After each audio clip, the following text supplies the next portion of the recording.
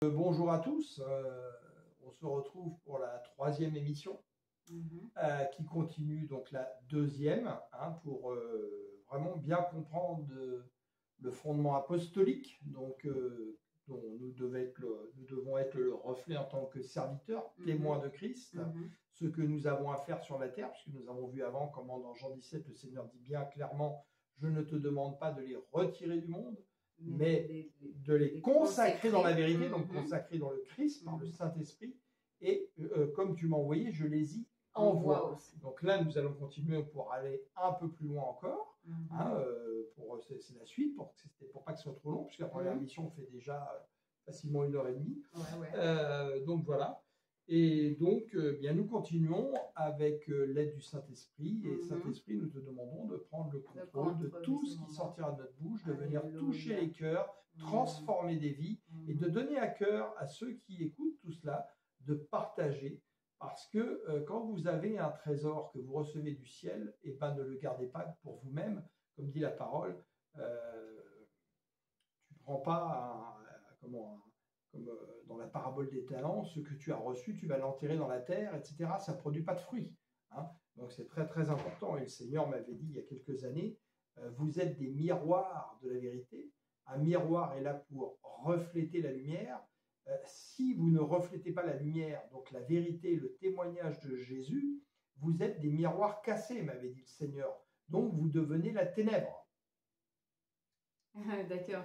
Nous sommes là toujours dans les fondamentaux, la base même, le soubassement, voilà, de la parole. Le Seigneur le dit lui-même, nos fondations doivent être sur le rocher.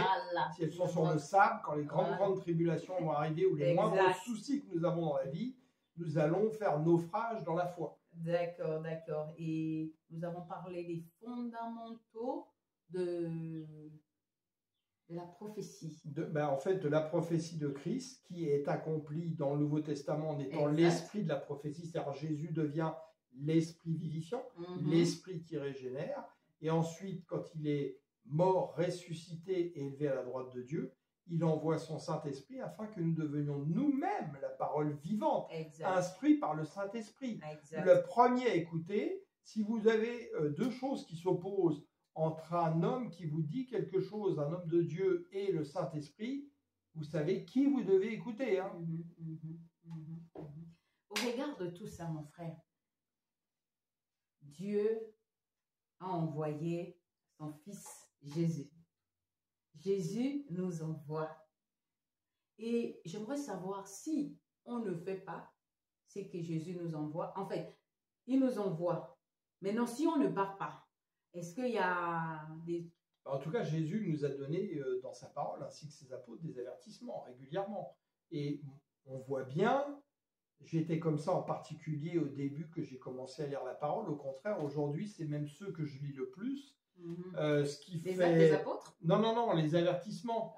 La parole qui pique. Vous savez, notre conscience, la parole qui... ça gratte. Et ben, au début, quand on commence à lire la Bible, on lit que les bonnes choses. D'accord. Et puis quand on commence à grandir spirituellement, ben, au contraire, on lit de plus en plus les choses qui grattent et qui piquent. Parce que c'est pour notre bien. C'est Jésus qui fait « Oh, ça va pas. Oh, fais attention. » D'accord. Donc, est-ce que tu peux nous dire ici les différents avertissements? On va en lire quelques-uns, il y en a beaucoup, mais pareil, en les lisant dans la parole. Donc, on est toujours sur la Bible Semeur d'une manière générale, mais vous pouvez lire après dans d'autres Bibles, c'est pas le souci, mais comparer, comme on l'a dit plusieurs fois, il y a plusieurs Bibles. Moi, je conseille au moins 5. Donc, mettons Semeur, Louis II, Bible de Jérusalem, Darby. Vous pouvez acheter aussi Martin et Osterwald qui sont très bien. Moi aussi, j'ai la top. Voilà, tout ça là. Donc, des paroles vivantes et tout. Acte 13, 38. Sachez-le donc, mes frères.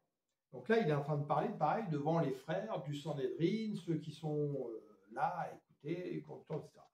C'est grâce à lui, donc on parle de Jésus bien évidemment, que le pardon des péchés vous est annoncé. C'est par lui que tout homme qui croit est acquitté. Acquitté, vous voyez, dans un procès, si on vous acquitte, c'est qu'on ne retient pas de faute contre vous. De toutes les fautes dont vous ne pouviez pas être acquitté par la loi de Moïse. Donc, c'est-à-dire par le système religieux, qui avait été donné par Dieu. Pourquoi? Parce que justement, les hommes étaient rebelles sans arrêt, refusaient d'entrer dans le repos de Dieu. Donc Dieu leur a dit, ok, vous voulez jouer à ça, on va y jouer à deux. Moi, je vais vous donner une loi qui va vous montrer que par vos commandements d'hommes, par tout ce que je vous donne qui est impossible pour vous d'arriver à faire à 100%, vous resterez condamnés. Et donc le Seigneur, en fait, quelque part, pareil, là nous a montré, ok, tu veux te rebeller, tu veux faire la guerre contre moi, je vais te montrer que tu ne pourras pas gagner la guerre. C'est valable, c'est toujours valable aujourd'hui, il faut bien comprendre, ne faisons pas la guerre à Dieu. Hein.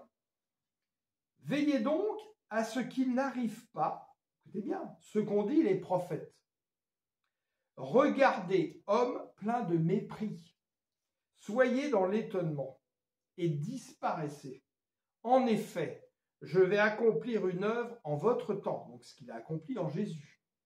Une œuvre que vous ne croirez pas si quelqu'un venait vous l'annoncer, ce qui a été le cas. Tous les prophètes ont annoncé aux gens de l'Ancien Testament ce qui allait arriver en Jésus. Beaucoup ne l'ont pas cru, beaucoup ne l'ont pas reconnu, parce qu'ils étaient des hommes à la nuque raide, rebelles, orgueilleux, et qui préféraient leurs commandements, leur position, leur stature, leurs habitudes, leurs coutumes. C'est toujours valable aujourd'hui pour ceux qui veulent continuer dans cette direction. Si nous préférons les commandements d'hommes, nos habitudes, nos traditions, nos coutumes, nous sommes des hommes à la nuque raide. Jésus ne nous appelle pas à cela. Matthieu 24, 12. Parce que le mal ne cessera de croître. Nous le voyons bien dans notre société. Ou alors c'est qu'on est aveugle, sourd. L'amour du plus grand nombre se refroidira. Alors quand on parle là de l'amour du plus grand nombre se refroidira, l'amour dont on est en train de parler, c'est en premier l'amour que les hommes auront envers Dieu. On n'est pas en train de parler de l'amour humaniste là, c'est l'amour qu'on aura envers Dieu et pour Dieu. C'est lui qui va se refroidir. D'ailleurs, dans l'Apocalypse, on dit bien parce que tu n'es ni chaud ni froid, que tu es tiède, je te rejetterai de ma bouche. Dieu veut qu'on soit bouillant. Bouillant, c'est adorer le Seigneur. Et dans d'autres versions, il dit je te vomirai. Voilà. Mais celui qui tiendra bon jusqu'au bout sera sauvé. Donc, il nous entraîne bien, justement, à persévérer. Dans Louis II, c'est celui qui persévérera. Il faut persévérer. Voilà. Louis II dit, mais celui qui persévérera jusqu'à la fin sera sauvé. Jusqu'au bout, jusqu'à la fin. La fin, c'est le jugement. Hein. Voilà. Le jugement qui attend tout homme. Quand la terre que nous connaissons aujourd'hui, les cieux que nous connaissons aujourd'hui, va disparaître pour une nouvelle terre et des nouveaux cieux. Ça dépasse notre entendement. Hein. Mais si Dieu l'a dit, ça arrivera, car tout ce que Dieu a dit arrive. Cette bonne nouvelle, donc l'évangile de Jésus, la bonne nouvelle de Jésus, il n'y en a point d'autre, du règne de Dieu sera proclamé dans le monde entier pour que tous les peuples en entendent le témoignage, alors seulement viendra la fin. Donc ça veut bien dire que si là on n'est pas encore arrivé à la fin, eh bien, c'est que ça, c'est pas complètement accompli. Tous les peuples en entendent le témoignage. Ça veut dire qu'il y a encore plein de peuples qui ont besoin d'entendre le témoignage. Soyons clairs, hein, c'est pas moi qui le dis, hein, c'est la parole.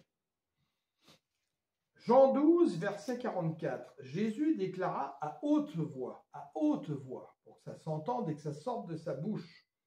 Si quelqu'un me fait confiance, ce n'est pas en moi seulement qu'il croit, mais encore en celui qui m'a envoyé. Celui qui me voit aussi celui qui m'a envoyé. C'est pour être la lumière que je suis venu dans le monde, afin que tout homme qui croit en moi ne demeure pas dans les ténèbres. Si quelqu'un entend ce que je dis, mais ne le met pas en pratique, donc il y a bien quelque chose à faire, ce qu'on dit depuis le début, ce n'est pas moi qui le jugerai.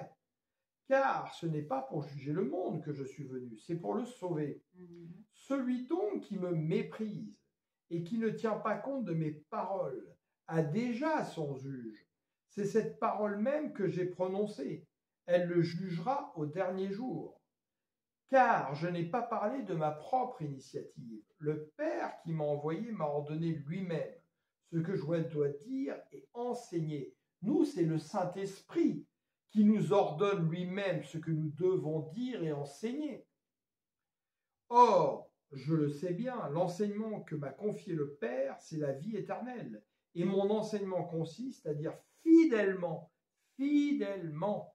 On dit dans l'Apocalypse, Jésus est le témoin fidèle. Nous sommes appelés à être des témoins fidèles. Donc pas déformer l'évangile, pas dire un autre évangile, prêcher un autre Jésus, comme dit la parole, en avertissement, un autre esprit, tordre la parole. Et ce que m'a dit le Père. Donc, je crois qu'on le lit un peu plus loin, mais vous voyez, Jésus aussi dit, celui qui vous reçoit, me reçoit. Parce que vous avez l'Esprit du Seigneur qui témoigne du Seigneur. Amen. Et beaucoup, pareil, aujourd'hui, parce qu'on est malheureusement recréé des systèmes d'idolâtrie à travers certains grands ministères et le comportement des hommes, parce que c'est les hommes qui sont responsables de ça. Si les hommes n'acceptaient pas ça, ça ne proliférerait pas. Eh bien, on méprise justement, et ne voyez pas de la victimisation, mais des gens comme moi et d'autres qui vont parler tout simplement de chez eux, ou quelqu'un qui va vous parler dans la rue, parce qu'on se dit « Ah, mais il n'est pas pasteur, il n'a pas une église de 100 000 membres, il n'a pas une voiture, machin, qui coûte 300 000 euros, et j'en passe et des meilleurs. » C'est pas ça. Le Seigneur dit quoi? Ne méprisez pas les faibles commencements quand il parle de Zorobabel qui reconstruit le temple. Quand nous, on vient vous parler, quand des frères et sœurs, tout simples, sont devant chez eux qui vous parlent, quand vous rencontrez un frère qui vous parle en esprit, en vérité dans la rue, c'est le Seigneur qui vous parle. Regardez pas l'homme qui vous parle, mais regardez au Seigneur. Et qu'est-ce qu'il est en train de reconstruire à travers ce qu'il vous dit? Le temple de Dieu qui avait en toi. Parce que tu es le temple du Saint-Esprit. Comme Zorobabel reconstruisait le temple. Vous voyez, il faut atteindre une dimension spirituelle pour comprendre tout ça. C'est important. Vous voyez? Et justement, vous voyez, ça, j'avais peu prévu de dire ça. Vous voyez, le Seigneur est merveilleux. Saint-Esprit, je t'adore.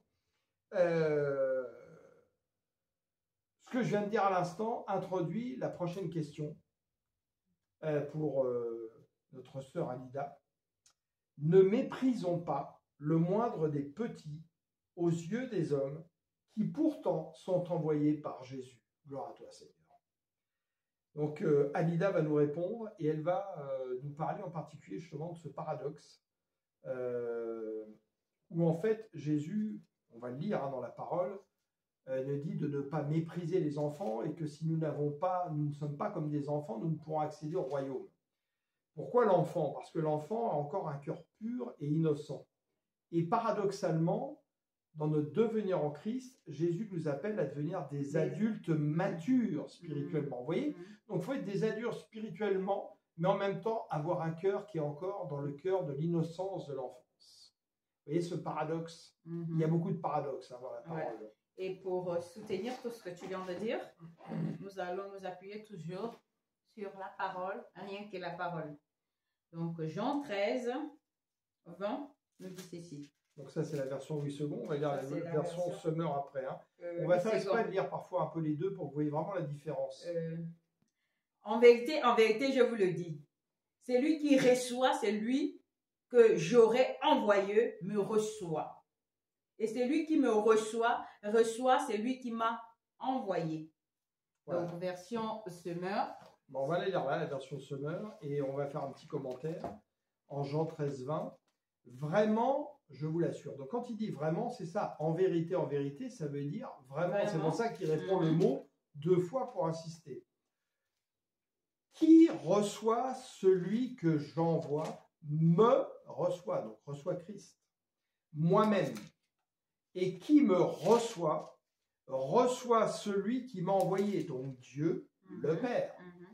On peut le lire dans la version Bible de Jérusalem aussi. C'est important, oui, parce que la Tobe est loin de nous, donc on ne peut pas... C'est pas grave, on a choisi des Bibles justement différentes, dont justement la Bible aussi de Jérusalem, qui n'est pas lue par l'ensemble des protestants, et c'est une erreur. Ouais, moi, je vous le dis, selon ce que le Saint-Esprit me témoigne. Jean 13, 20. Ouais, 20. Voilà. Dans la Jérusalem, ça nous dit ceci. En vérité, je vous le dis. Qui accueille celui que j'aurai envoyé m'accueille. Et qui m'accueille, accueille celui qui m'a envoyé. Amen. Amen, la parole. Donc on elle continue. est vivante, elle est vivante et elle est vivante. Nous continuons en fait, c'est-à-dire que même si nous sommes des adultes, nous devons garder cette pureté, cette innocence. Parce que quand on est enfant, c'est magique en fait. Souvent, il y a certaines personnes, tu vas faire quelque chose, tu es adulte, l'autre va te réprimander, tu aimes faire les choses comme un enfant. Tu as toujours l'esprit d'un enfant. Oui, c'est bien d'avoir l'esprit d'un enfant parce que c'est bien pour la parole. Parce que quand on est grand, on a tendance à être l'égal de Dieu. Quand on est grand, on a tendance à ne pas être humble. L'orgueil envahit notre être et c'est pas bon. Donc, il y a une chose importante que le Saint-Esprit me met à cœur tout de suite de vous dire en même temps auquel je n'avais pas réfléchi avant. L'enfant rêve, l'enfant espère des choses. Or, souvent, l'adulte, par les tribulations de la vie, devient aigri. Il se résigne. Or, la foi, c'est espérer les choses qu'on ne voit pas. Et voilà, merci, Saint-Esprit. Voilà. Parce que quand le Seigneur prend l'exemple d'un enfant, c'est dire qu'on doit beaucoup, même quand on est grand comme ça. Si on a perdu les repères d'un enfant, apprenons avec les enfants. Parce qu'avec l'enfant, on voit vraiment cet amour sincère. On voit cette innocence. Vous allez voir un enfant, facilement quand il arrive, par exemple, dans un quartier, entre enfants, ça passe facilement. On connaît que chez le voisin là-bas, l'enfant s'appelle tel, l'autre enfant sait que l'autre enfant s'appelle tel. Mais les adultes, on peut rester dans le même secteur. Chacun est là, on se regarde comme ça, on ne se connaît même pas les prénoms. En fait, ça va vite avec l'enfant. On voit d'ailleurs, si vous avez eu des enfants, moi j'en ai eu, pareil, on voit par exemple, c'est très intéressant les enfants, comment un enfant, au départ, va faire des bêtises, mais dans une innocence en fait, sans savoir ce qu'il fait. Et à un moment donné, ça diffère des âges de l'enfant suivant son environnement, suivant ses parents, suivant le quartier où il vit. On voit que l'enfant d'un seul coup, justement, n'est plus, parfois on parle de l'âge de raison, et où l'enfant qui était par exemple super gentil et agréable commence à être méchant dans ses propos, va insulter les autres enfants à l'école. Eh bien c'est quoi? C'est l'âme de Satan, pareil, la pensée de Satan qui commence à rentrer dans l'enfant, qui fait perdre la pureté du cœur de l'enfant, vous voyez.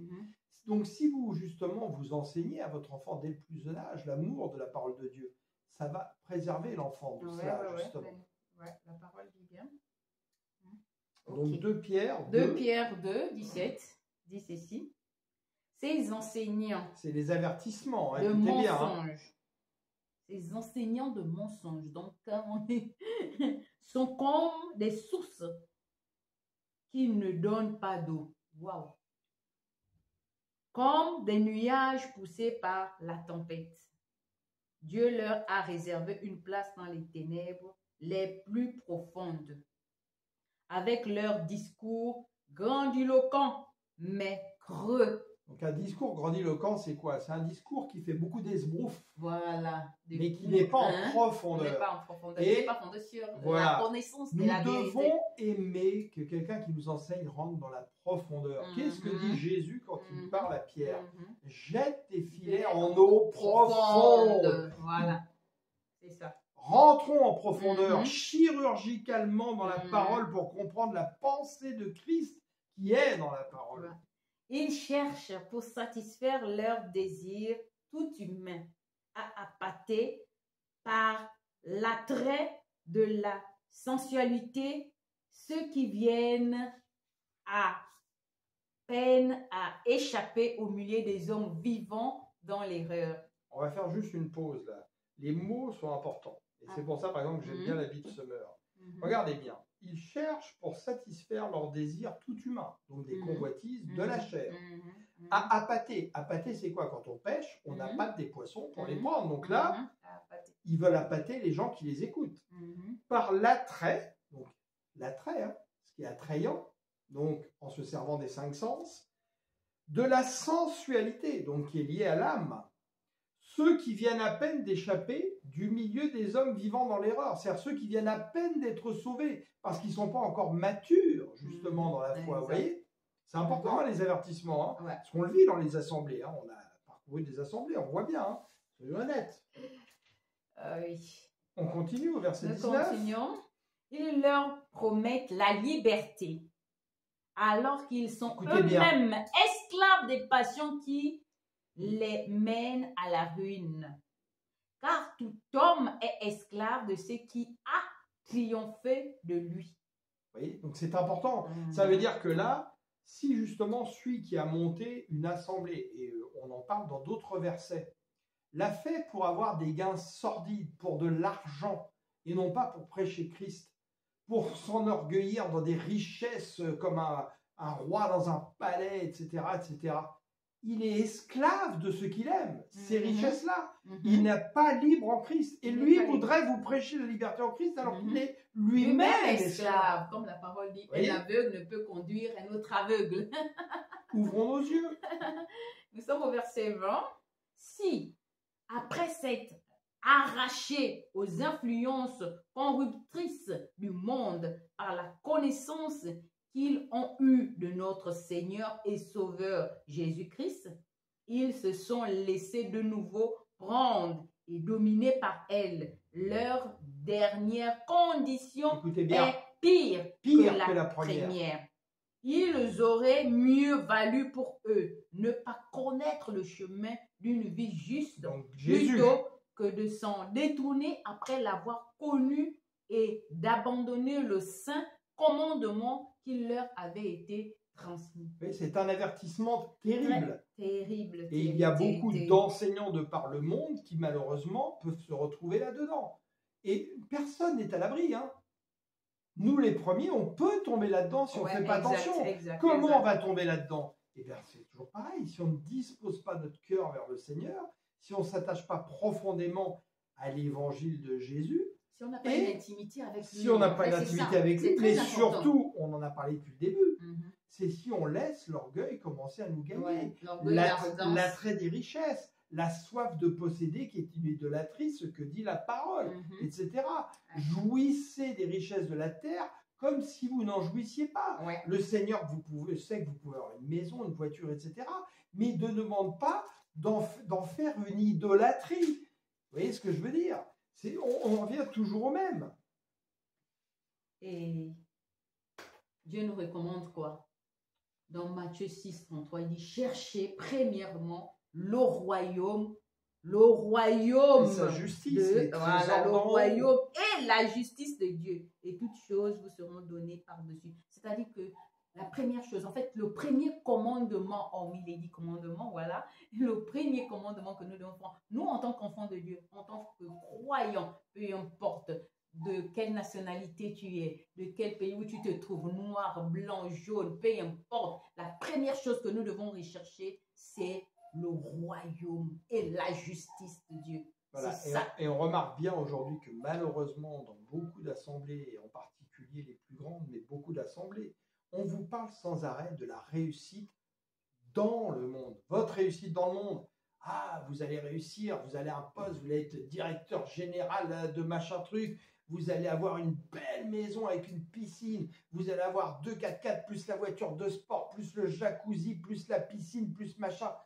Ça, on met ça en premier, c'est votre objectif principal. Et là, Jésus n'est pas forcément contre, sachant qu'il sait que malheureusement, très vite, vous allez tomber dans une idolâtrie de toutes ces choses que vous possédez. Mais Jésus, on les possède déjà. Voilà, vous les possédez déjà.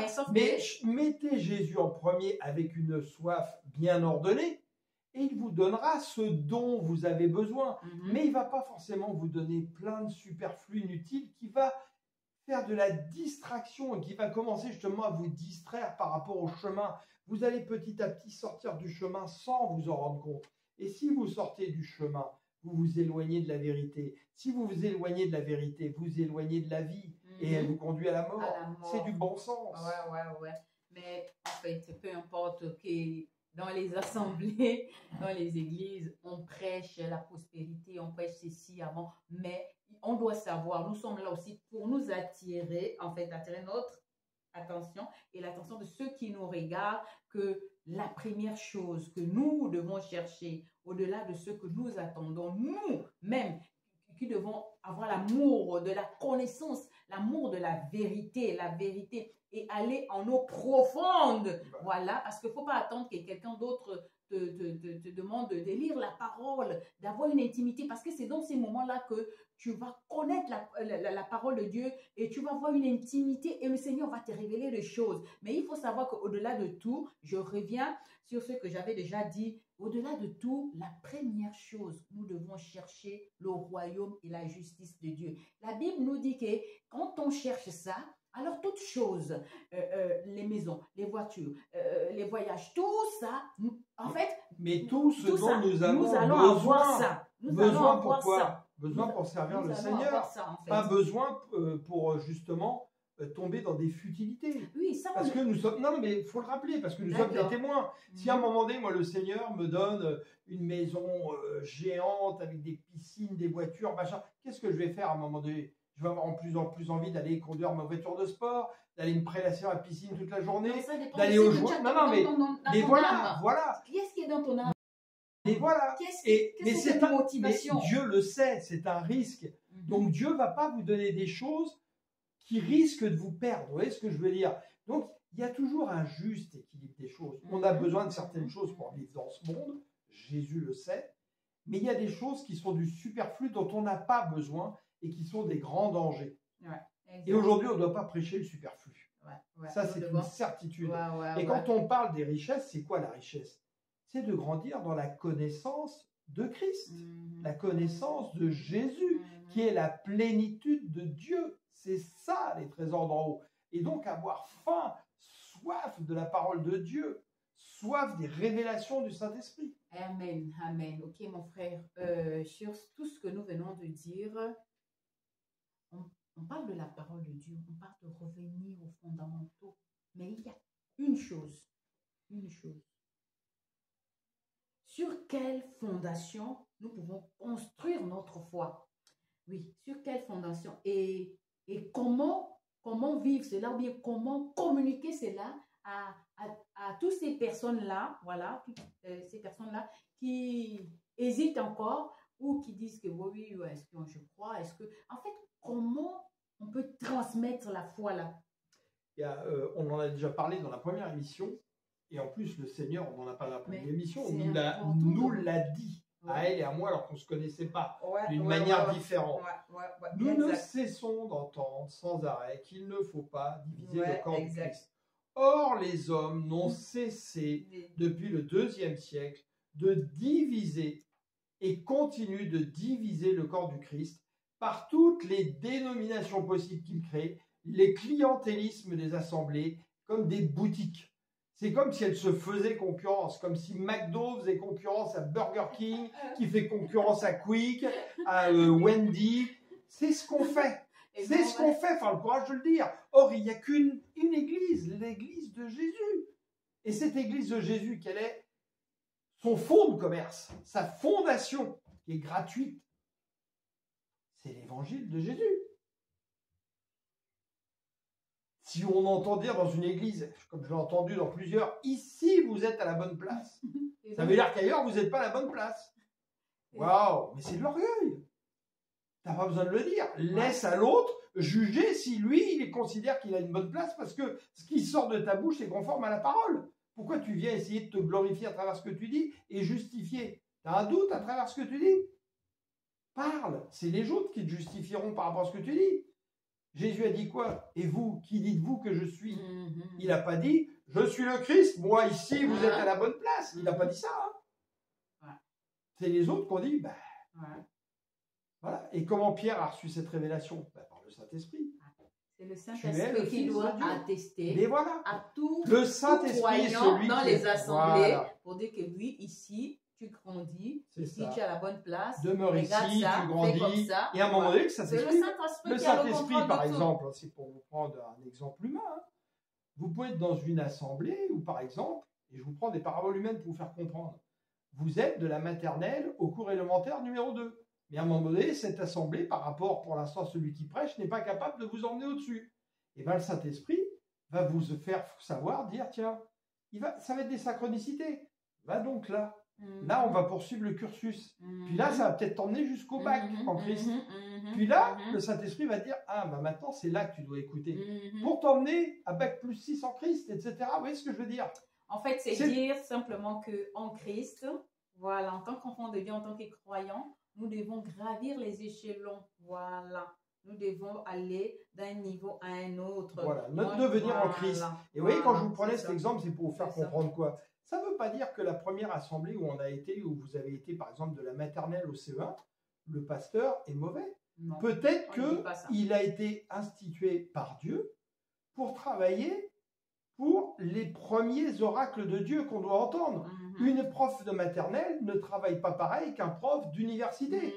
Parce qu'un prof d'université, si vous l'envoyez en maternelle, il va se perdre. Hein? Même si merde, qu'est-ce que je fais par rapport à ces enfants turbulents qui ne veulent pas m'écouter? Moi, je ne sais pas leur faire des dessins, des châteaux avec des cubes, etc. Et puis, si vous mettez la prof de maternelle, elle va dire, ouais, alors là, si je dois parler du cosinus ou du sinus ou machin, elle ne saura pas. Dieu nous utilise. Vous voyez ce que je veux dire?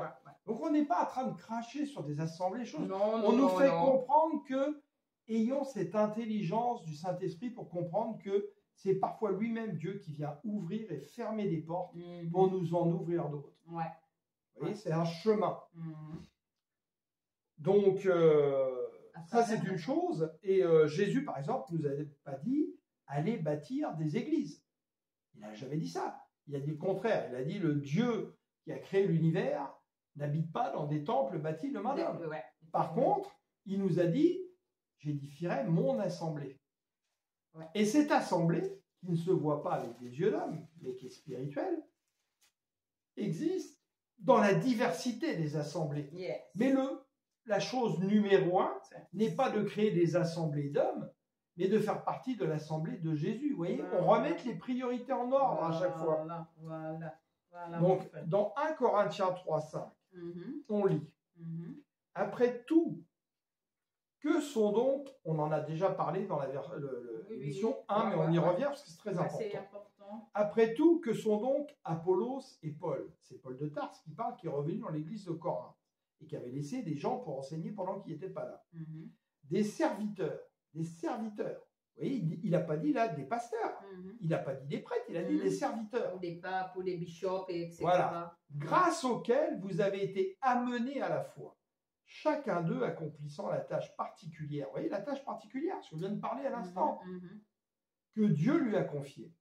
Moi, j'ai planté. Apollos a arrosé. Mais c'est Dieu qui fait croître. Comment? Par son Saint-Esprit. Peu importe, en fait, qui plante et qui arrose. Ce qui compte, c'est Dieu qui fait croître. Celui qui plante et celui qui arrose sont égaux. À chacun recevra son propre salaire en fonction du travail accompli. Écoutez bien. Car, verset 9, nous travaillons ensemble. Nous travaillons ensemble. Nous travaillons ensemble. En tant que corps de Christ, le vrai, au service de Dieu. Et vous êtes le champ qu'il cultive. Amen. Il cultive votre cœur pour en faire de la bonne terre. Amen. Ou encore, vous êtes l'édifice qu'il construit, donc le temple du Saint-Esprit. Conformément à la mission que Dieu, dans sa grâce, m'a confiée, c'est Paul qui parle, j'ai posé chez vous le fondement comme un sage architecte. À présent, quelqu'un d'autre bâtit sur ce fondement. C'est-à-dire, mettons, lui a posé les fondations, l'autre pose les premières pierres, un autre va poser le toit, et ainsi de suite. Seulement, écoutez bien, ça c'est un avertissement, que chacun prenne garde à la manière dont il bâtit. Pour ce qui est du fondement, donc la fondation, nul ne peut en poser un autre que celui qui est déjà en place, c'est-à-dire Jésus le Sauveur, le Saint d'Israël, c'est-à-dire selon la parole de Dieu dans l'évangile et la bonne nouvelle de Jésus. Pas un autre évangile, pas un autre esprit, pas un autre Jésus. Les autres avertissements qu'on en avait parlé, on en reparlera peut-être là. Or, on peut bâtir sur ce fondement avec de l'or, avec de l'argent, des pierres précieuses, ou, écoutez bien, c'est un avertissement, ou du bois, du chaume, ou du torchis de paille, c'est-à-dire des choses qui ne tiennent pas quand il y a des tribulations. Ça reprend la parole de Matthieu, justement, où il dit, justement, on en avait parlé, celui qui bâtit ses fondations sur le rocher.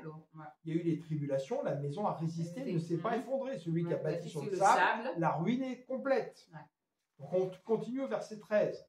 Mais le jour du jugement, donc, à la fin de la fin, montrera clairement la qualité de l'œuvre de chacun, donc quel est l'édifice, et la rendra évidente. En effet, ce jour sera comme un feu qui éprouvera l'œuvre de chacun pour en révéler la nature. Si la construction édifiée sur le fondement résiste à l'épreuve, son auteur recevra son salaire, sa récompense. Regardez combien de fois il y a récompense dans la Bible, et je vous incite à regarder aussi bien dans l'Ancien Testament que le Nouveau Testament.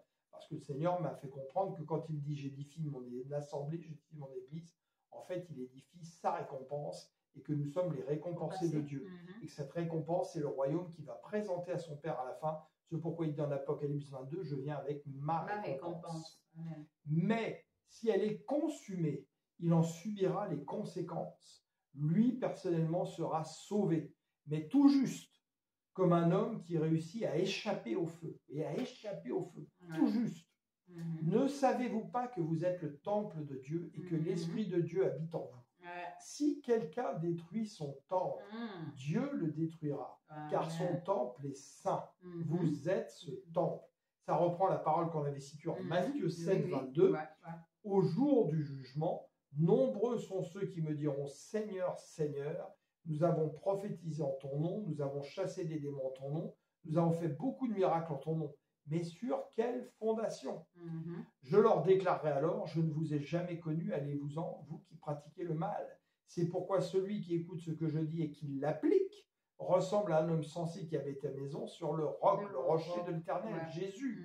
Il a plu à verse, les fleuves ont débordé, les vents ont soufflé avec violence, ils se sont déchaînés contre cette maison et elle ne s'est pas effondrée car ses fondations reposaient sur le rocher. Le rocher de notre salut, le Sauveur Jésus.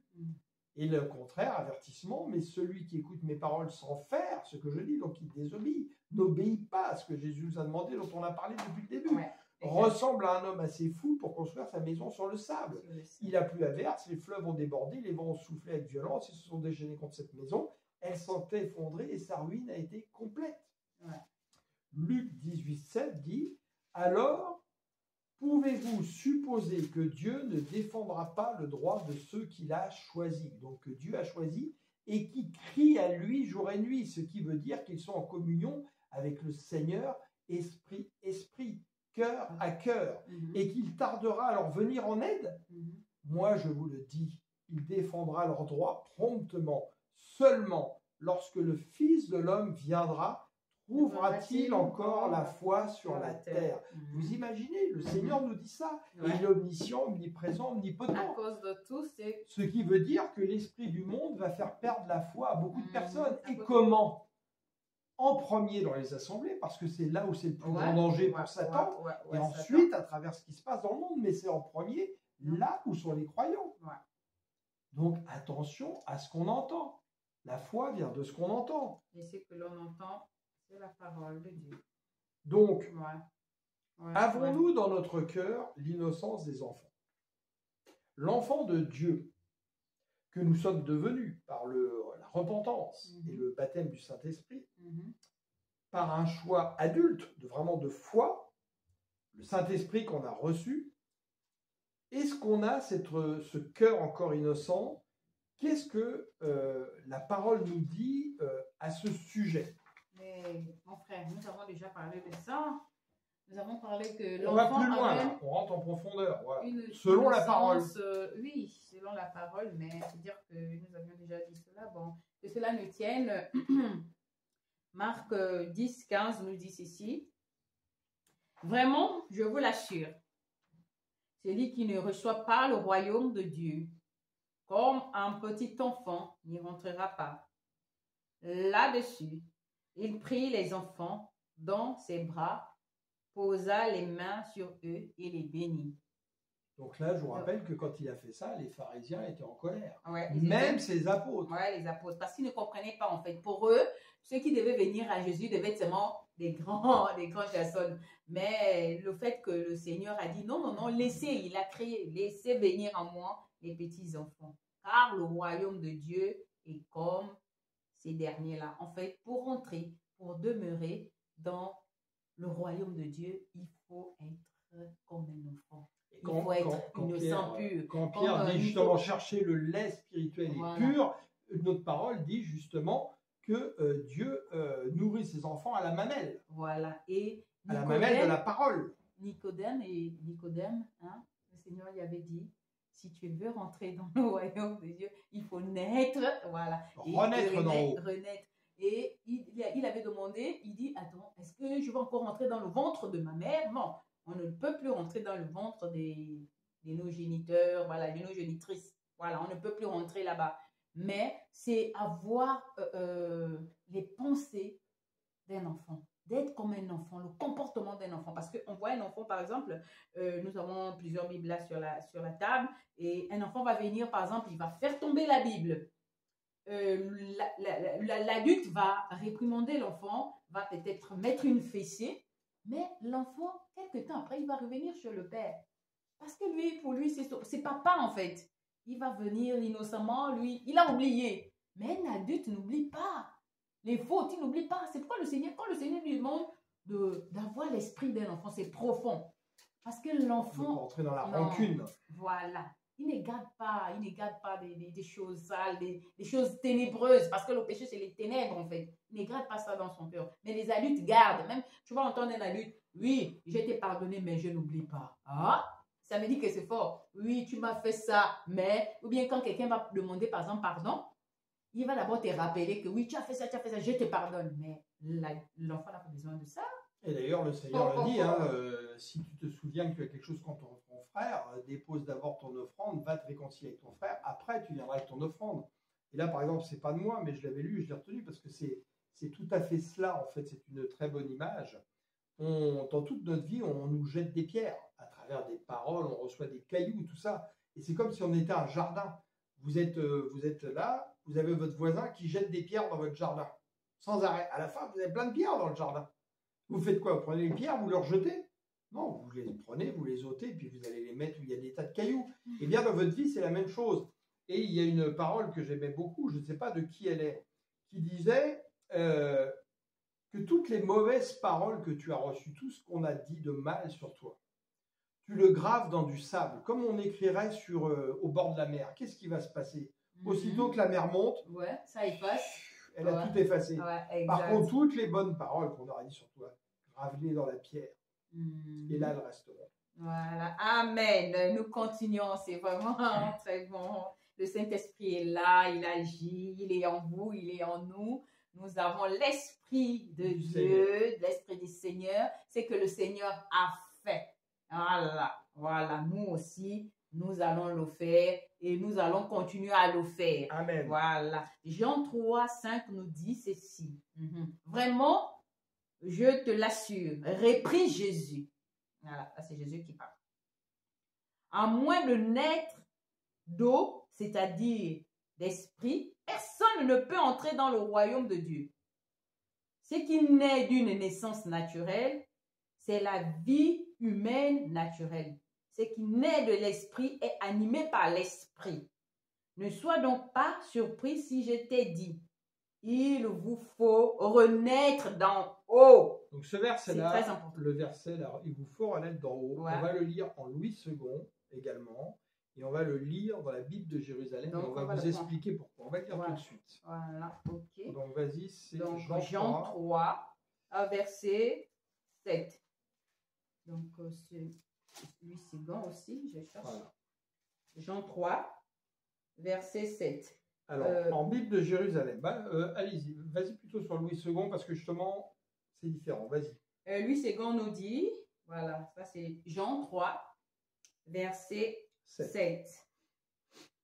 Ne t'étonne pas que je t'ai dit, il faut que vous naissiez de nouveau. De nouveau. Alors, ça c'est... Voilà, pourquoi je l'ai fait lire en Louis II et on va le lire après pareil là, parce qu'on entend parler aujourd'hui, je suis né de nouveau. Et bien en fait, c'est sémantiquement parlant, contraire à la parole, c'est pas assez profond. On l'a lu là, écoutez bien justement dans Summer. Il vous faut renaître, donc naître une deuxième naissance d'en haut, par l'esprit d'en haut. Ça, c'est ce qui est le plus précis. Vous voyez, c'est pour ça que j'aime Summer. Elle est très précise. Et là, par exemple, dans Jérusalem, il manque un petit quelque chose pareil. Ne t'étonne pas si je t'ai dit, il vous faut naître d'en haut. Il manque le renaître d'en haut. Puisque tu renais de nouveau. Oui, mais là, dans la Jérusalem, on parle aussi de naître d'en haut. Oui, c'est-à-dire d'en haut. C'est ça. Mais vous voyez, le plus précis, là, vous voyez, dans les trois Bibles, c'est intéressant, la trois Bibles. Là, c'est la Summer. Il vous faut renaître d'en haut. Oui. Parce que naître de nouveau, ça ne veut pas dire grand-chose, sémantiquement parlant. Donc aujourd'hui, quand on te demande si tu es né de nouveau, tu devrais dire « je suis rené d'en haut ». Ne sois donc pas surpris, je t'ai dit, il faut renaître d'en haut. Renaître d'en haut. Oui. C'est-à-dire qu'on est d'abord né d'en haut et il faut revenir. En fait, renaître d'en haut. Renaître d'en haut. Oui, parce que nous sommes nés d'en haut, puisque nous sommes créés. Parce qu'en fait, comme on a été né d'une manière normale humaine, c'est une deuxième naissance. Donc c'est bien une renaissance. Qu'est-ce qui s'est passé, par exemple, à l'époque, on parlait du Moyen-Âge et de la renaissance. C'est quelque chose qui naissait de nouveau. Vous voyez? Mais là, c'est naître de nouveau. Mais c'est pas renaître de nouveau d'en haut, c'est une renaissance selon le pur humaine. Vous voyez ce que je veux dire? Donc, normalement, on doit pas dire « je suis né de nouveau ». On devrait dire « je suis rené d'en haut ». C'est quand même un peu difficile. Ou dire « je suis né de nouveau d'en haut ». Vous voyez ce que je veux dire? Mais c'est important. Oui. On dit que tout a été fait par la parole, rien n'a été fait sans la parole. Or, il y a plein de choses petit à petit qu'on enlève de la parole. Comme je suis sûr que si Jésus a dit qu'un tigre apparaisse, il n'a pas dit qu'une chèvre apparaisse. Il a été précis dans ses mots. C'est la précision. Le monde est bien ordonné selon des choses précises. Mais depuis des générations, nous avons toujours entendu parler. Mais parce que sont conformes à des choses qui sont dites. C'est pour ça que je mets en garde par rapport. Je vais vous dire. Et vous savez. Mes 3 ans d'apprentissage avec un pasteur que le Seigneur avait choisi et qui m'a envoyé en songe. On l'a fait d'après la Bible Louis II. Donc je la connais très bien, la Bible II. Mais le Saint-Esprit m'a dit à un moment donné, achète la Bible Summer. Je sais que beaucoup de frères ont reçu la même chose du Saint-Esprit. Et là, d'un seul coup, c'est comme si les choses s'éclairaient. Et mon frère Bernard, qui nous écoute, on était parti en retraite spirituelle avec lui, il n'avait jamais lu la Bible Summer. Il avait sa Bible second, moi j'avais la Bible Summer. En fait, la Summer, c'est ta préférée. Par rapport à l'éclairage, tout n'est pas parfait dedans. Voilà, exact. C'est pour ça que je vous dis, il faut avoir plusieurs Bibles. Mais sur un ensemble général, je la trouve très bien. Et là, on lisait et je voyais, il y a des paroles, ça ne percutait pas. Donc, je lui dis, tiens, prends ma Bible et lis-la. Et là, il lit et je le vois. Il était interloqué. Et il me dit, je ne sais plus dans quel mot il m'a dit ça, mais il m'a dit, waouh, quelque chose vient de s'éclairer devant moi. Et après, en fait, on a lu justement, on comparait sans arrêt. Et il voyait des éclaircissements, mais vraiment très, très grands. Je la trouve vraiment très bien traduite. Mais je vous dis, elle n'est pas parfaite à 100%. Rien n'est parfait à 100%. Moi, parfois, je lis certains versets dans second, peu importe. Mais ça dépend de comment l'esprit emmène. Parce qu'il y a certains, moi, par exemple, il y a certains versets que j'aime bien dans le Louis II. Dans la Bible, moi c'est pareil. Ou dans la Bible moi c'est pareil. Moi c'est pareil. Non, mais ce que je me suis aperçu, c'est que dans les versets vraiment cruciaux, les versets les plus importants, vraiment Summer est au top. D'accord. Ça, c'est ton point de vue qui. On vient d'en parler là. Oui. Je veux dire, il y a un témoignage qui est là. Oui, René d'en haut. L'autre là-bas, c'est écrit René d'en haut, l'autre écrit. Comme quand on a parlé, ou dans Louis II, on dit ne jugez pas pour être jugé. Alors dans les autres Bibles, c'est ne condamnez pas. Parce qu'on l'homme spirituel juge de tout. Donc ça veut dire que Louis II, là, dans sa traduction, s'oppose à Corinthiens qui dit l'homme spirituel juge de tout, discerne tout. Vous voyez? Donc je parle des versets cruciaux. Qui sont très importants. Ok, nous continuons la lecture au verset 8. Le vent souffle où il veut. Tu entends le bruit, mais tu ne sais ni d'où il vient, ni où il va. Il en est ainsi pour quiconque est né de l'esprit. Et vous voyez que ce verset fait rappel à ce qu'on vient de dire dans Corinthiens, où l'homme spirituel juge de tout, discerne tout, il ne peut être lui-même jugé ou discerné parce que justement, il est comme le vent de l'esprit. Personne ne peut le discerner. Donc, alors, nous voyons cela dans 1 Corinthiens 2, 15. Là, c'est la version Darby, en fait, qui nous dit ceci. Mais celui qui est esprit discerne toutes choses, mais lui n'est discerné par personne. Car, ça c'est le verset 16, car qui a connu la pensée du Seigneur pour qu'il l'instruise? Mais nous avons la pensée de Christ. Donc ça c'est la version Darby, voilà, que nous avions lue. On voit bien la corrélation entre le vent, tu sais ni où il vient ni où il va, ça veut dire que tu ne peux pas discerner d'où il vient. Comme l'homme spirituel ne peut être discerné par personne, parce que c'est le Saint-Esprit. Et le Saint-Esprit est toujours dans, il ne faut jamais oublier, le Saint-Esprit, c'est la nouveauté, le renouveau, entre guillemets, la régénérescence sans arrêt. Il nous surprend. En fait, 1 Corinthiens ici 12, là, versets 15 et 16, ça vient appuyer, voilà, c'est que nous avons lu dans Jean 3, du verset 5 au verset 8, par rapport à l'esprit, voilà. L'esprit discerne toutes choses, comme le vent. Le Seigneur dit, je suis celui qui est, quand il vient se présenter à Moïse. Et dans Jean 13, 13, il dit, vous m'appelez Maître et Seigneur, et vous avez raison, car je le suis. Donc le Seigneur, en fait, est en train de dire qu'il est le Seigneur. Le Christ est le Seigneur. Et donc le verbe être est important dans tout ce qui est Dieu. Parce que justement, on dit bien dans mon être, je suis. Vous voyez, quand vous dites je suis, à chaque fois que vous dites je suis dans la vie courante, vous êtes en train de parler comme quand le Seigneur a dit je suis. Vous êtes en train d'affirmer ce que vous êtes. Si tu dis je suis un idiot, c'est toi qui le dis. Si tu dis je suis fort, je suis intelligent dans le Seigneur, tu es en train de confesser les paroles, tu l'es. Fais attention à chaque fois que tu dis je suis. Si tu dis je suis malade, ne t'étonne pas d'être malade.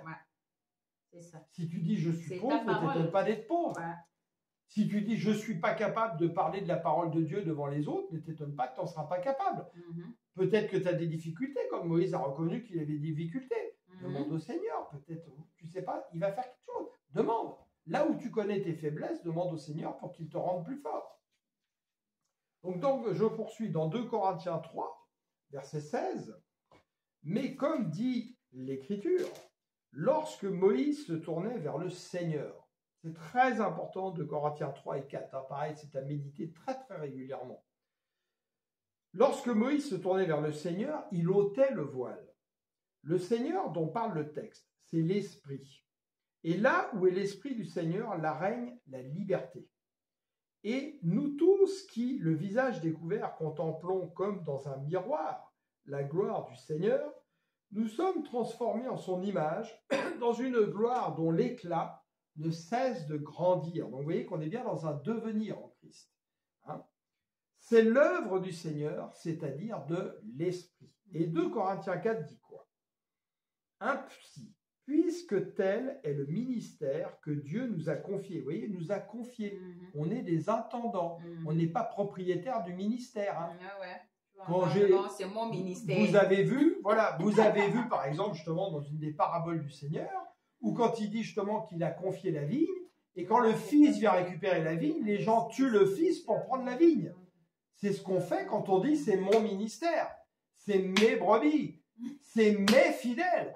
Tu es en train de vouloir garder la vigne que le Seigneur t'a confiée.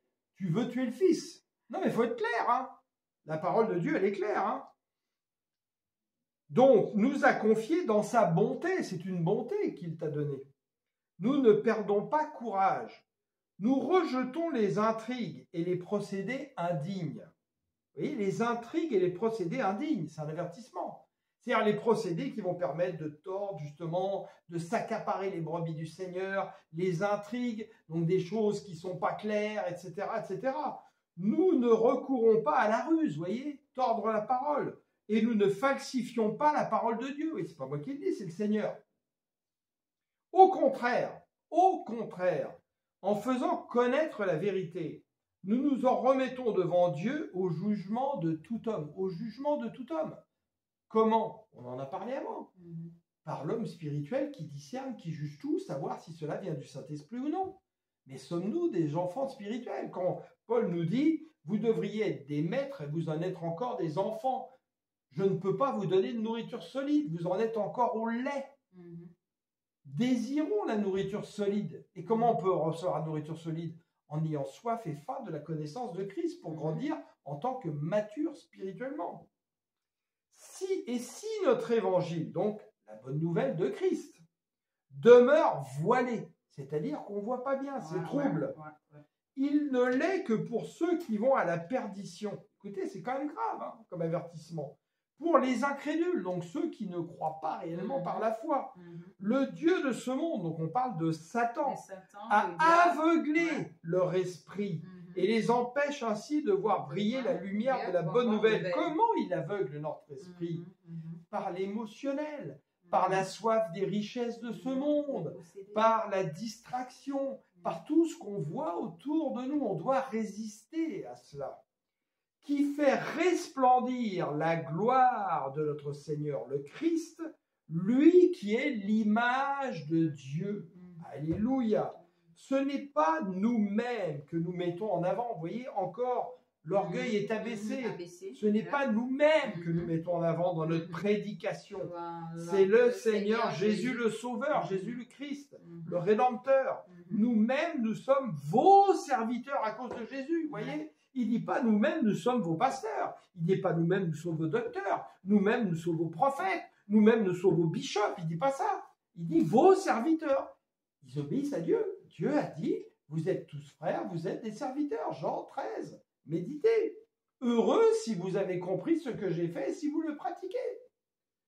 En effet, le même Dieu, donc là, ça ramène à la Genèse 1 au tout début. En effet, le même Dieu qui un jour a dit que la lumière brille du sein des ténèbres, a lui-même brillé dans notre cœur pour y faire resplendir la connaissance de la gloire de Dieu qui rayonne du visage de Jésus le Christ. Alléluia, gloire à Dieu. 2 Corinthiens 5, 16, que tout le monde connaît, mais justement, notre frère Andrew Mack a dit quelque chose de très intéressant dans son enseignement. Jésus vous suffit-il? On va en parler rapidement. Ainsi, désormais, nous ne considérons plus personne d'une manière purement humaine. Certes, autrefois, nous avons considéré le Christ de cette manière, c'est-à-dire quand Jésus, le Nazaréen, Jésus de Nazareth, était sur la terre. Mais ce n'est plus ainsi que nous le considérons maintenant. Non, parce qu'aujourd'hui, il n'est plus sur la terre. Dieu est esprit. Il est retourné au Père, donc Jésus est esprit. Et il a répandu son esprit en nous. Et il nous demande d'adorer en esprit et en vérité. Pourquoi nous sommes le temple du Saint-Esprit. Voilà. Ainsi, celui qui est uni au Christ, par le Saint-Esprit, est une nouvelle créature. Ce qui est ancien a disparu. C'est-à-dire l'homme qui vit que par lui-même, selon son âme et sa chair. Voici ce qui est nouveau est déjà là. Vous voyez, il est déjà là. Il n'est pas encore accompli, mais il est déjà là. Il a mis quelques pieds en nous déjà. Tout cela est l'œuvre de Dieu qui nous a réconciliés avec lui par le Seigneur et qui nous a confié le ministère de la réconciliation. Donc on doit réconcilier les hommes avec Dieu, c'est ce qu'il nous demande, en témoignant de la parole qui est la vérité et qui transforme. En effet, Dieu était dans le Seigneur, en Christ, réconciliant les hommes avec lui-même, sans tenir compte de leurs fautes, et il a fait de nous les dépositaires, écoutez bien, les dépositaires du message de la réconciliation. Vous êtes un compte en banque où il a mis de l'argent, les talents. Et il va voir combien de talents vous avez pu multiplier. C'est ça la parabole des talents. Hein? Nous faisons donc fonction d'ambassadeurs au nom de Christ, du Christ, le Seigneur. Comme si Dieu adressait par nous cette invitation aux hommes. C'est au nom du Seigneur Jésus le Sauveur que nous vous en supplions. Soyez réconciliés avec Dieu. Celui qui est innocent de tout péché, donc Jésus, Dieu l'a condamné comme un pécheur à notre place, pour que dans l'union avec le Seigneur le Christ, nous soyons justes aux yeux de Dieu. Et là, par exemple, justement, Dieu selon la chair, le Seigneur Jésus selon la chair ou selon l'esprit, l'enseignement de Andrew Mack est intéressant. Il se rapporte quand Jésus prévient ses apôtres en disant qu'il retourne au Père et je vous ai montré le chemin, vous le connaissez. Et là, les apôtres disent nous ne savons pas où tu vas, alors qu'ils sont passés 3 ans avec le Seigneur. Et donne-nous le Père, cela nous suffit. C'est-à-dire que par leur bouche, ils sont en train de confesser que Jésus ne leur suffit pas. Ils n'ont pas totalement encore compris ce pourquoi, quand Jésus est crucifié, ils s'enfuient, ils sont dans la peur, etc. Alors que Jésus a tout annoncé d'avance, y compris les prophéties avant, que Jésus était Dieu.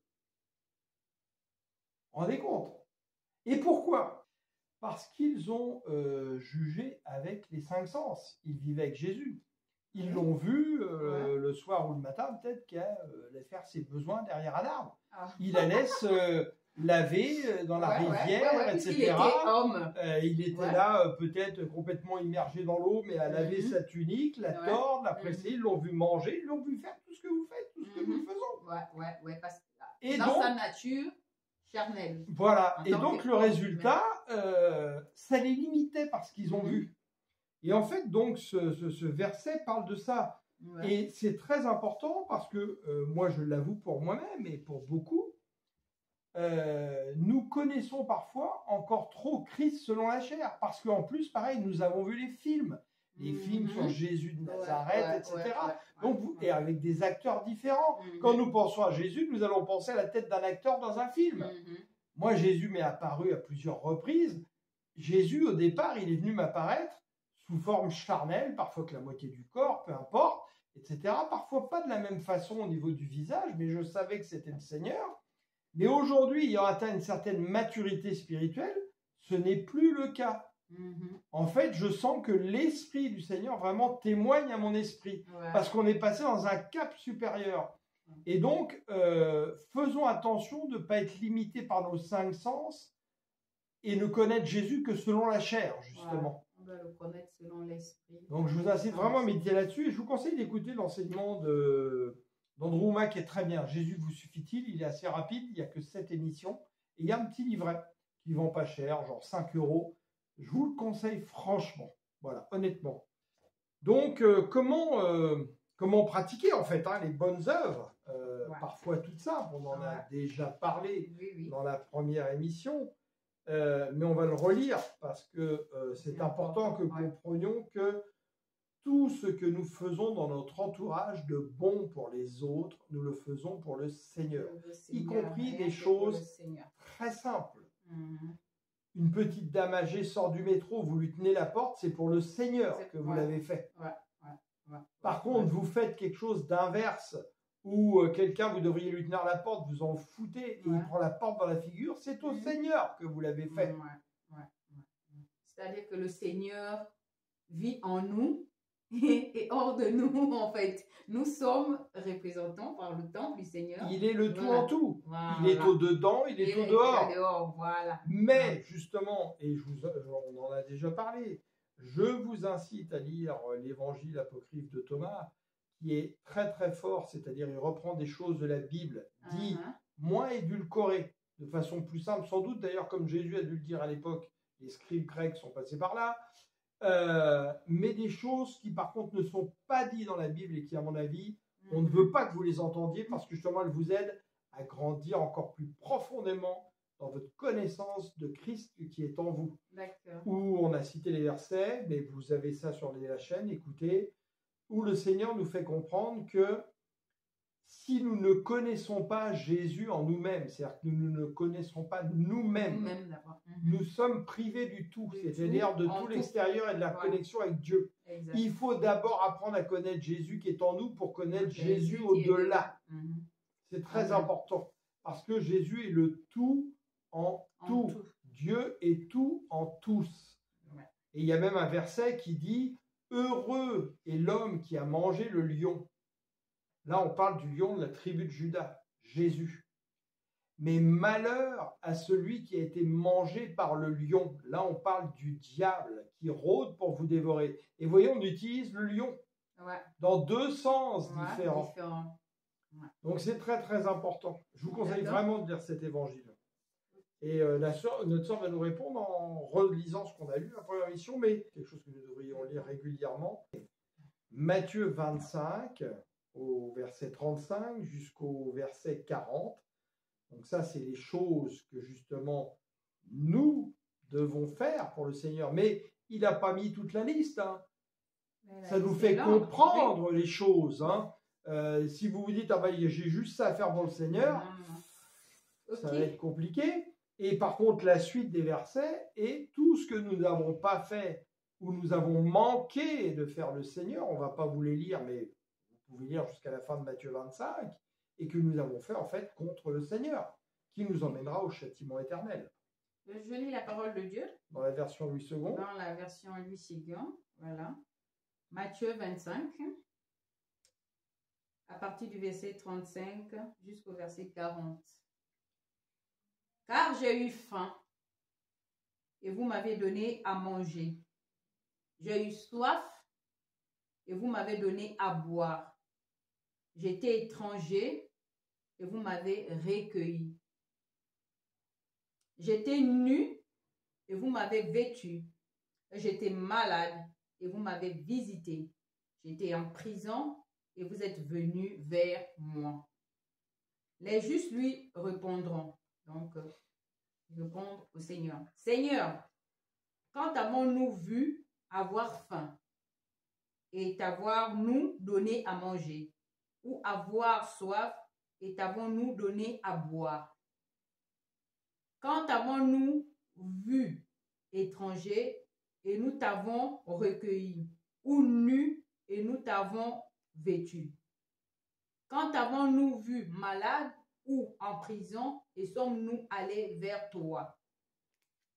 Et le roi leur répondra, je vous le dis, en vérité, toutes les fois que vous avez fait ces choses à l'un de ces plus petits de mes frères, c'est à moi que vous les avez faites. Donc, voilà, et je vais vous lire la version Summer. Ouais. Pareil, parce qu'en fait, il y a des petites choses qui sont appuyées, mais qui nous aident à comprendre peut-être davantage dans notre période contemporaine les choses. Car j'ai souffert de la faim. Vous voyez, il n'a pas dit j'ai eu faim. Car j'ai souffert donc de la faim. Personne a eu souffre parce qu'il a faim. Il a souffert, il n'avait pas. Vous m'avez donné à manger. Alors, comprenons bien que dans la Bible aussi, il y a toujours un double sens. Hein. Quand vous prêchez à quelqu'un qui ne connaît pas Jésus, il souffre de la faim de Christ. Vous lui donnez à manger parce que la parole est une nourriture. C'est une nourriture, oui. Et il y a toujours deux sens. Hein. Ouais. J'ai eu soif et vous m'avez donné à boire. J'étais un étranger. Vous voyez, je n'étais pas étranger, j'étais un étranger. Ouais. Et vous m'avez accueilli chez vous. Chez vous. J'étais nu et vous m'avez donné des vêtements. J'étais malade et vous m'avez soigné. J'étais en prison et vous êtes venus à moi. Vous voyez? Donc, d'où l'intérêt à lire plusieurs Bibles et essayer de voir ce que le Saint-Esprit vous parle le plus dans votre vie là, que vous avez à mener aujourd'hui. Ne soyons pas juste des adorateurs de la parole. Faisons en sorte que la parole soit vivante et que nous soyons des acteurs de la parole vivante. Ouais. Comme la foi ne consiste pas en parole, voilà. mais en puissance. Dans la puissance, là aussi, c'est poser des actions voilà. positives, en fait, ça. au quotidien. C'est ça. Ouais, c'est ça. Ouais. C'est pour ça que quand on dit que comment Jacques est très intéressant, hein, la foi sans les œuvres, montre-moi tes œuvres, voilà, et voilà. C'est très important. Hein, la foi nécessite aussi des œuvres qui justifient ta foi quelque part. Hein, c'est pas juste du blabla, quoi. C'est pas ok, je crois, mais je ne fais rien. Non. Tu dois témoigner à travers de ta foi que tu es quelqu'un de transformé qui n'agit plus comme l'homme avec la pensée du monde. Alors, puisque tu représentes le Christ, tu es un ambassadeur de Christ sur la terre. Ça m'amène à venir dans les fondamentaux là, que nous avons eu à travers cette émission et les autres émissions que nous avons eu à faire, revenir à la bonne nouvelle. Si nous disons que nous avons la foi et que nous n'obéissons pas à l'ordre que Jésus, le Seigneur, le Sauveur, le Messie, le Oint, comme vous voulez, le Shiloh, comme il vous est apparu Jésus, voilà, parce qu'il nous apparaît à chacun de nous, il nous est apparu à chacun de nous, voilà, et il nous a dit, allez dans le monde entier, faites des disciples, voilà. Voilà, aller dans le monde entier, guérir les malades, ressusciter les morts, chasser les démons. Donc, si nous avons la foi et que nous ne faisons pas cela, ça veut dire que on ne fait pas aussi, en fait, les œuvres que le Seigneur nous a demandé de faire. Parce que ça fait partie aussi, on va dire quoi, des bonnes œuvres. Parce que les bonnes œuvres ici, on ne va pas se limiter à dire que, bon, quelqu'un n'a pas à manger, je vais lui donner à manger, ça va suffire. Oui, puis il faut aller plus loin. On entend parler du Seigneur aussi, c'est prêcher. On entend parler de prospérité sans arrêt et sous-entendu parfois non avoué, juste matérielle et financière.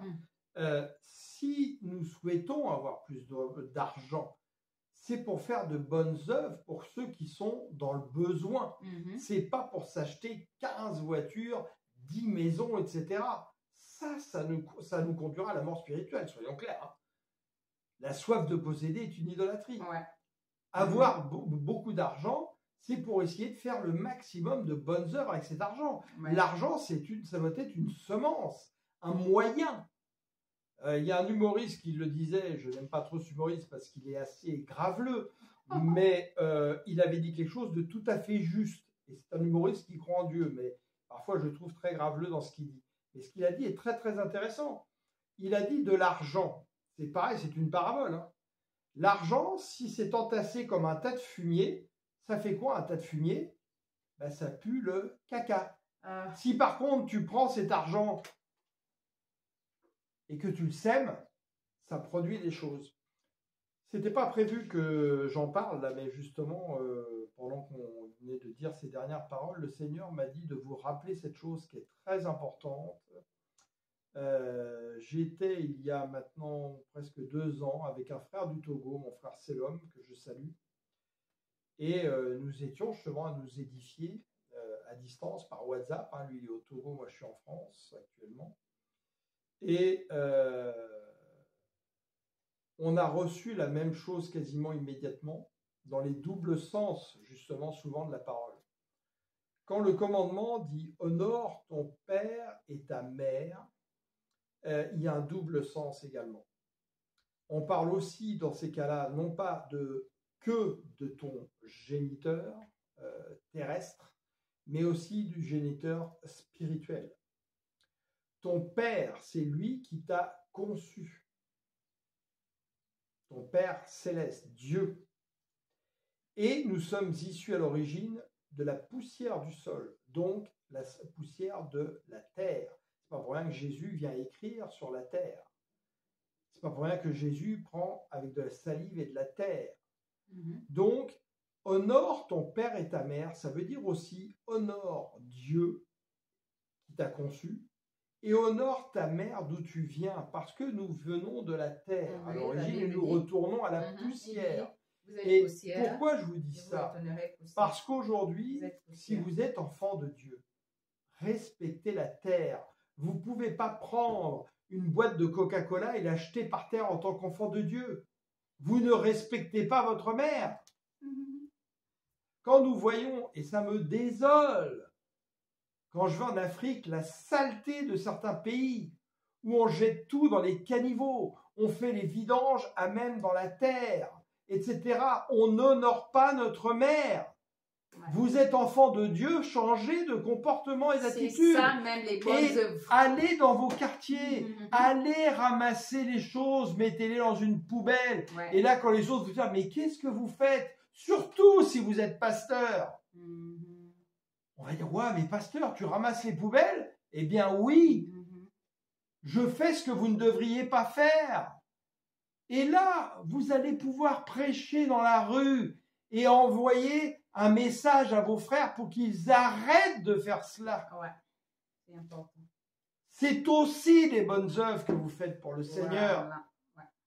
Vous voyez, il y a beaucoup de choses qu'on peut faire pour le Seigneur et on passe totalement à côté. Ouais. Parce que ça nous intéresse pas. C'est pas moi qui ai jeté la bouteille par terre, pourquoi je la ramasserais? Bah, parce que tu es peut-être plus intelligent que ton frère. Et puis si tu le vois là, justement jeter la bouteille devant toi, bah, va lui dire frère, tu fais quoi là? Mon frère, par rapport à ça, tu fais quoi? Moi j'ai eu un petit quoi comme ça là avec quelqu'un au Gabon.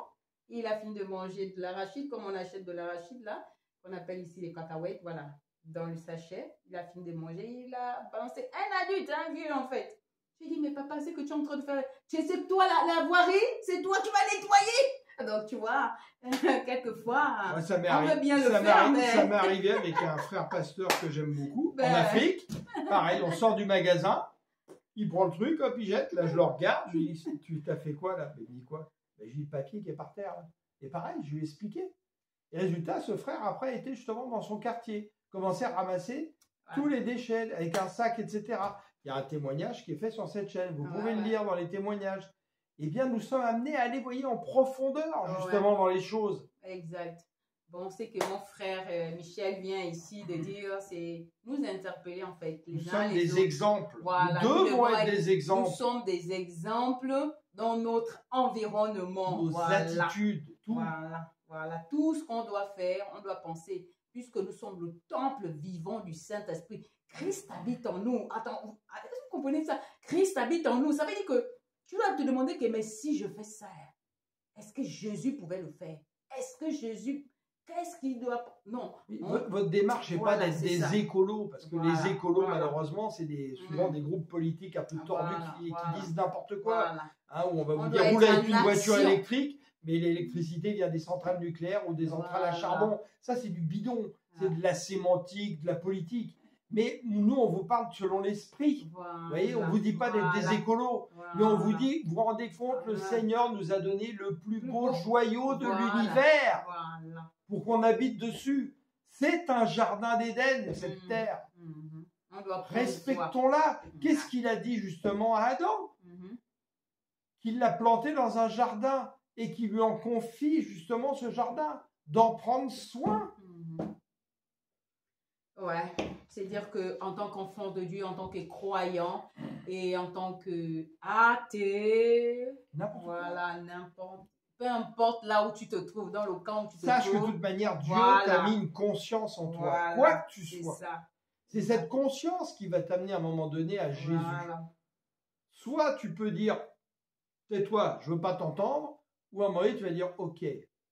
D'accord. Nous arrivons au terme de cette émission. Voilà. Et nous remercions le Seigneur déjà pour nous avoir inspiré cette émission. Nous espérons qu'elle aura pu toucher vos cœurs, vous faire réfléchir peut-être à certaines choses. N'hésitez pas, on vous l'a dit, à commenter, même si vous voulez ajouter quelque chose, une révélation par rapport à des sujets qu'on a parlé, qui peuvent enrichir tout le monde. Je vous rappelle que c'est une chaîne participante de Christ. On a dit que dans les assemblées, que quelqu'un sache se taire pour que l'autre parle, etc. Vous avez des exhortations, des choses que le Seigneur vous a mis dans le cœur, etc. Vous n'avez pas forcément les moyens de diffuser une chaîne YouTube, je ne sais quoi, peu importe. Envoyez-nous des vidéos. Téléphonez-nous. Nous aurons à cœur de les partager pour que votre voix soit entendue. Vous n'êtes pas là pour garder le silence. Malachie 3:16 à 21 vous l'a dit, méditez-le. Le Seigneur écoute. Il écrit là le livre de témoignages de ceux qui le servent, ceux qui ne le servent pas. Il a dit confesse de ta bouche, parle, ouvre ta bouche. Alors ouvre ta bouche, parle. Parle. Nous sommes là. Alléluia. Amen. C'est pas ma chaîne, c'est notre chaîne, c'est la chaîne du Seigneur qui nous a mis à disposition. Et nous sommes par là, sa grâce. pour constituer le corps du Christ. Amen. C'est le corps du Christ. Voilà, peu importe où nous tu sommes es, participants de Christ, nous sommes tous le corps du Christ et nous sommes tous l'église de Christ, l'épouse de Christ. Oui. Alléluia. Toi, mon frère qui me regarde, tu es une épouse du Seigneur. Toi, ma soeur qui nous regarde, Tu es l'épouse du Seigneur. Nous sommes des épouses. Alors, en tant qu'Église, avec grand E, comme mon frère Michel aime bien le dire, en tant qu'Église, nous devons être tous à la moisson du Seigneur. Nous devons tous travailler parce que, comme je disais, voilà, comme j'aime bien dire qu'il n'y a pas de chômeurs dans la maison de l'Éternel. Nous sommes appelés, chacun quelque chose à faire. Personne n'est exclu. Ce qui est bien, c'est que dans le royaume de notre Père, personne n'est exclu. Et je vais terminer par la parole de Dieu qui nous dit dans Matthieu 6, 33, « Cherchez premièrement le royaume et la justice de Dieu. Et toutes les choses vous seront données par-dessus. » Mes frères, mes sœurs, dans le Seigneur, nous sommes riches.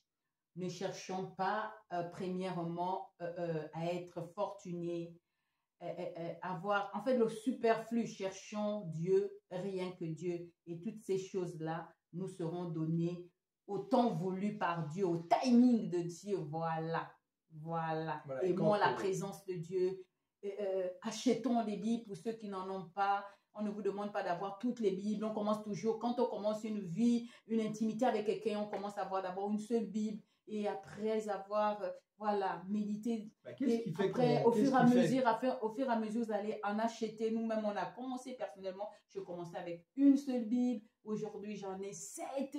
Voilà. Et mon frère aussi. Donc, c'est comme ça, en fait. Qu'est-ce qui fait que dans ma vie, tu as envie d'acheter d'autres Bibles? C'est ta soif et ta faim de Christ pour grandir dans sa connaissance. Quand il dit chercher le royaume et la justice. Qui est le royaume?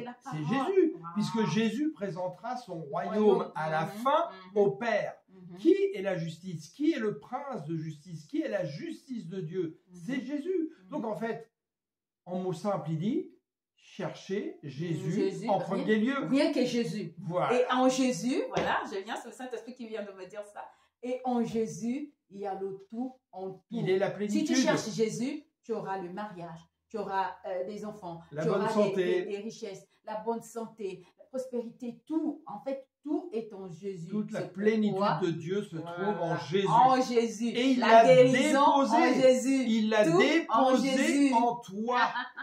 Tu es dépositaire de cette plénitude. Voilà, amen. Et comment pouvoir faire en sorte que cette plénitude explose? Par une foi qui grandit. Une foi dans agissante. La sagesse, l'intelligence, la connaissance de Christ, c'est une foi qui agit. Voilà. Et la foi, voilà, je vais bondir un peu à ce que tu viens de dire. La foi, c'est nourri. C'est nourri de la parole. C'est nourri et s'entretient avec l'intimité. Voilà, vous voyez, la foi. Bon, nous allons... Dieu vous garde dans toutes ses bénédictions dans les lieux célestes en Christ, dans sa nouvelle alliance en Jésus le Christ. Et si les frères et sœurs nous ont écoutés et qui ne sont pas encore à Jésus, ayez à cœur de venir à Jésus. Je rappelle que, parce que vous allez voir, on a un peu traîné pour ça, mais on va faire avec d'autres frères et sœurs un témoignage de ce qu'ils ont tous vécu dans la majorité des assemblées et qui est grave. Si vous cherchez à vous faire baptiser, on ne doit pas te dire oui, on ne te connaît pas, on ne peut pas te baptiser dans cette assemblée, on doit te préparer au baptême. Non, la parole ne dit pas ça. L'eunuque était là, il lisait la parole, il ne la comprenait pas. Dieu a transporté Philippe en esprit, l'a transporté. Philippe lui a dit, comprends-tu ce que tu lis? Il lisait Ésaïe. Et il dit, comment le pourrais-je? Et là, il lui a expliqué donc comment, par l'évangile de Jésus. Il a cru. Il lui a expliqué bien évidemment l'évangile, le baptême de repentance. Et quand ils ont vu un point d'eau, il a dit, il y a de l'eau. Est-ce qu'il y a quelque chose qui m'empêche d'être baptisé? Si tu crois de tout ton cœur, non. Il a été baptisé tout de suite. Vous pouvez être baptisé dans une baignoire, dans une piscine, dans une fontaine, n'importe où. Ne mettez pas des obstacles là où Jésus n'en met pas. Si les hommes veulent mettre des obstacles, refuse-les. Donc si tu connais autour de toi des frères qui ont été baptisés, ils peuvent te baptiser. Pourquoi tu veux aller voir le pasteur à l'église? Pourquoi tu veux aller voir l'évêque ou je ne sais quoi? Non. Tu connais des frères et sœurs qui prêchent le Seigneur, qui sont baptisés, etc., qui ont une vraie foi, va les voir, ils vont te baptiser. Fin de l'histoire, début d'une nouvelle. Hop, alléluia, gloire à Dieu. L'Esprit du Seigneur est la liberté, ne l'oubliez jamais. Ne vous laissez pas remettre des chaînes d'un joug étranger. La parole le dit, c'est pas moi qui le dis. Soyez bénis dans le nom du Seigneur. Repos et paix. Shalom, shalom. Et que Dieu vraiment nous garde fidèles, attachés, consacrés à la vérité. En la personne de Jésus, le seul à qui nous rendons toute la gloire. Alléluia. Gloire à Dieu. Merci Seigneur.